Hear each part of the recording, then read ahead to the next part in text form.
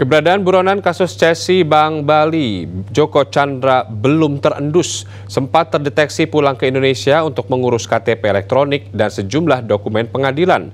Ia berupaya menyelamatkan aset pribadinya yang tak bisa disita negara. Lalu, mengapa bisa demikian? Adakah pengacara ikut berperan memuluskan jalan dengan menjadi kaki tangannya yang setia?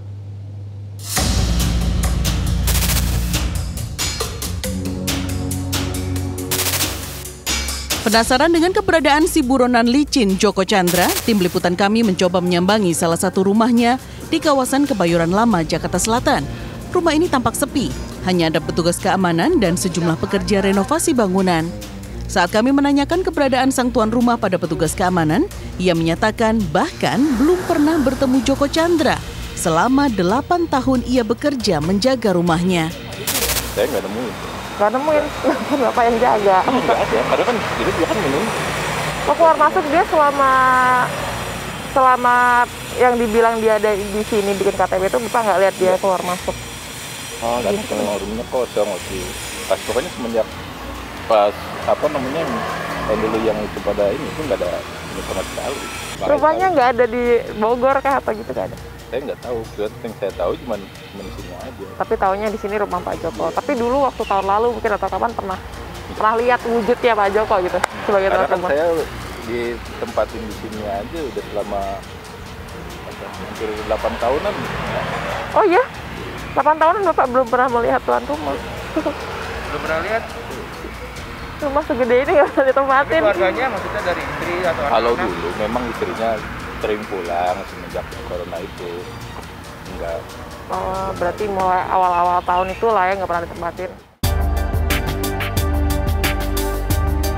Hampir 11 tahun keberadaan Joko Chandra tidak terdeteksi. Pengusaha grup mulia itu diketahui kabur ke Papua Nugini demi menghindari vonis sidang oleh Mahkamah Agung.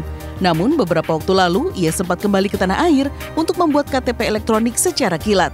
KTP itu diduga akan digunakan untuk memenuhi syarat pengajuan PK atau peninjauan kembali ke PN Jakarta Selatan demi menyelamatkan aset kekayaannya dan memburu pembebasan pidana kasus Cesi Bank Bali yang membelitnya. Joko Chandra sejak tahun 2009 lalu telah berstatus sebagai buron Kejaksaan Agung. Ini memiliki harta atau aset berjalan di Indonesia selama masa buronnya tersebut. Juga diantaranya adalah Hotel Mulia Bali dengan nilai lebih dari 20 triliun rupiah dan saat ini sedang dalam proses pembangunan. Kemudian Hotel Mulia Senayan setidaknya bernilai 7 triliun rupiah. Ada juga Mall Taman Anggrek Jakarta Barat yang bernilai kurang lebih 17 triliun rupiah, menyusul pabrik kaca dan juga pabrik keramik mulia di Jawa Barat. Namun aset-aset ini masih dalam dugaan apakah ada indikasi pindah tangan dari Joko Chandra sehingga perlu dilakukan penelusuran untuk melacak apakah hal ini termasuk dalam pencucian uang.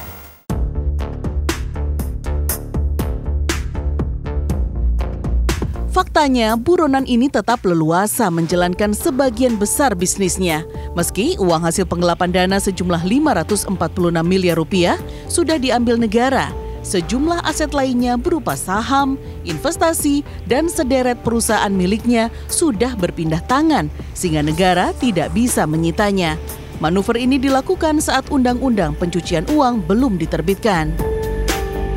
Misalnya Hotel Mulia di Senayan, terus Taman Anggrek, mallnya memang seakan-akan tidak bisa disita. Karena memang waktu Cesi Bank Bali belum ada undang-undang pencucian uang, sebagian harta-hartanya itu berupa PT dan saham dan itu sudah atas nama-nama orang lain. Jadi memang agak sulit dan agak berat untuk menyita harta-harta Joko Chandra. Lalu bagaimana kemungkinan dikabulkannya pengajuan PK atas kasus Joko Chandra? Ini bahasanya bisa saja Mahkamah Agung akan menerima permohonan PK dan membebaskan Joko Chandra kalau dari sisi aturan yang seakan-akan Joko Chandra telah hadir mengajukan PK. Secara hukum adalah bukan Joko Chandra karena dia tidak masuk secara resmi ke Indonesia melalui pos lintas batas imigrasi dan tidak ada stempel paspornya dia atas nama Joko Chandra. Pertanyaannya kemudian, di manakah Joko Chandra diduga bersembunyi saat ini? Pemulangan Joko Chandra dari Malaysia yang saat ini apapun saya yakin dia berada di Kuala Lumpur di apartemennya itu di Tun Rajak Exchange dan nama gedungnya Signatur 106. Joko Chandra tidak bekerja sendirian, hingga dirinya bisa melenggang bebas kemana-mana.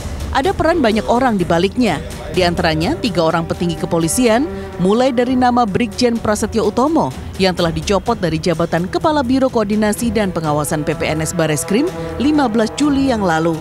Pasalnya, Prasetyo menerbitkan surat jalan berkopolisi untuk Joko Chandra dari Jakarta menuju Pontianak dan menuliskan pekerjaan Joko Chandra sebagai konsultan Bareskrim. Prasetyo juga terlibat dalam pembuatan surat sehat berkopolri 19 Juni yang lalu. Ia sendiri pula yang mengantarkan surat itu. Sang jenderal juga kedapatan mengawal Joko Chandra menggunakan jet pribadi dari Jakarta menuju Pontianak untuk memperlancar perjalanan sang buronan kakap.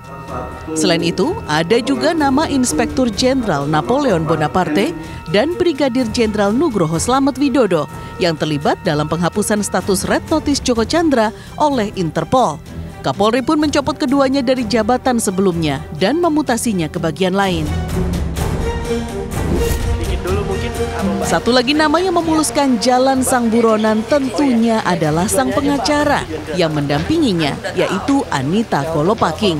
Namanya santer diperbincangkan karena membantu kliennya menembus kembali gerbang masuk Indonesia hingga memproses pengurusan KTP-nya hanya dalam waktu 1 jam saja.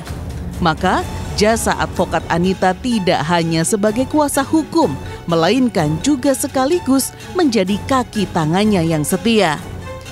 Manuver serupa juga pernah dilakukan oleh advokat Frederick Yunadi atas upaya kliennya, mantan Ketua DPR RI Setia Novanto, menghindari hukum dan peradilan atas kasusnya. Lalu, bisakah langkah pengacara seperti ini dibenarkan bila kita melihat kembali kode etik profesi advokat?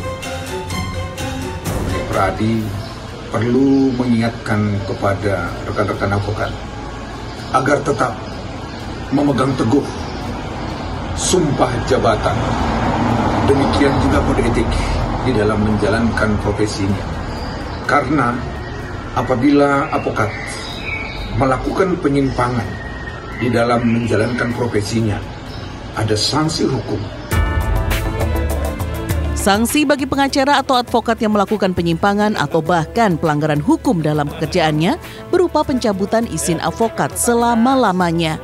Pertanggal 22 Juli lalu, Anita Kolopaking telah dicekal bepergian ke luar negeri untuk memudahkan proses pemeriksaan kasusnya. Tim Liputan Trans 7.